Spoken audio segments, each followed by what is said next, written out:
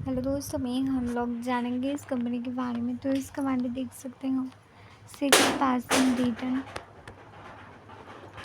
5 देख सकते हो 18% रिटर्न दिया है। 1 महीने में देख सकते हो 30% रिटर्न, 6 महीने में देख सकते हो 98% रिटर्न दिया है।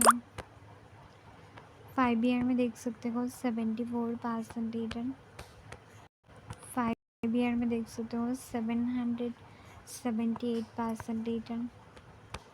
1 देख सकते हो अच्छा खासा रिटर्न, ग्राफ भी देख सकते हो ऊपर ही है। प्राइस देख सकते हो 1787। मार्केट साइज देख सकते हो, पी देख सकते हो 45।